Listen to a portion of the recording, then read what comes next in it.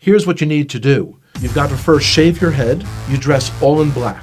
You've got to wear a white robe, eat only kosher foods. You've got to become a vegetarian. You face Jerusalem. You've got to face India when you pray. You pray only in Hebrew, and you grow a nice big beard. And if you do all of those outward cultural things, you'll discover the God of the universe. And I'm thinking, this is crazy that someone thinks that they can force their culture on God and that God's going to be impressed by what you wear, what direction you face when you pray, what you eat, and all these sorts of things. It seemed to me that if there was a God out there who could be known, he should be able to be recognized no matter where I face, no matter how I'm dressed, because he's God.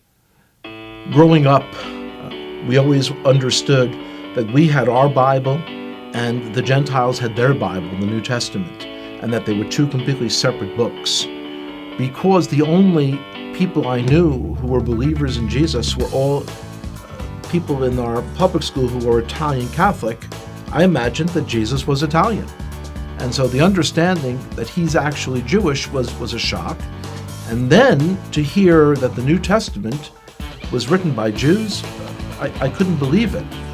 My expectation was that the New Testament was like my grandparents had told me. It was a book on how to persecute the Jews, and it's something you should stay away from. Of course, when you're told you should stay away from something, curiosity gets the best of you, and you've got to see it. When I opened the New Testament, I was expecting to find a handbook on how to persecute the Jews. My grandparents had warned me that it was written by people who killed the Jews. That's what I was expecting to see, and yet when I'm opening it, I'm reading a story written by Jews about Jewish people. The New Testament was a fascinating book. And so as I opened this book in the library, I kind of looked around, made sure that none of my friends had seen me taking a Christian Bible off the shelf. And I open it, here's the first sentence. It says, "This is the genealogy of Jesus the Messiah, the son of David, the son of Abraham." So 3 people are mentioned, and they're all Jewish. I was very shocked.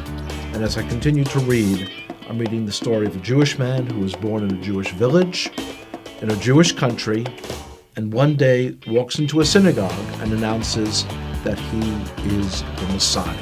The more I read the words of Jesus, the more I became attracted to him. It was as beautiful as anything I had ever read in any other part of the Bible.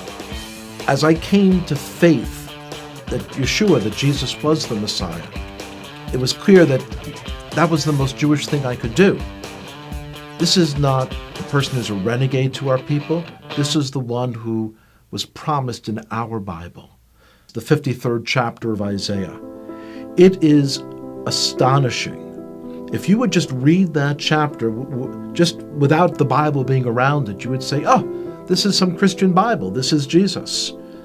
When you realize, though, that it's in the middle of our Bible, our Jewish Bible.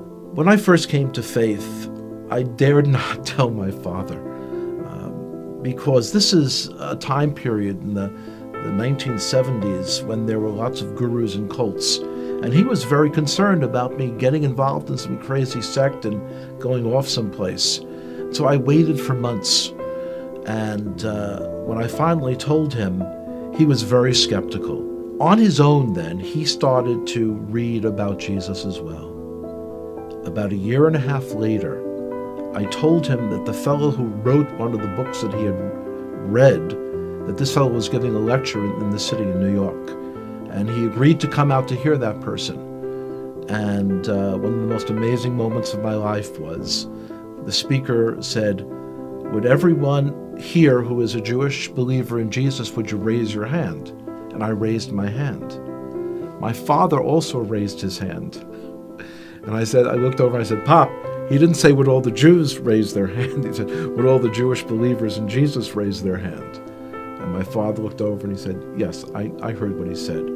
The decision to come to faith in Jesus as the Messiah was not something that was a momentary lark. It wasn't something that was a passing fad. And I could see changes in myself that I knew were not from within myself. I had kind of tapped in to a truth for our Jewish people that was very powerful.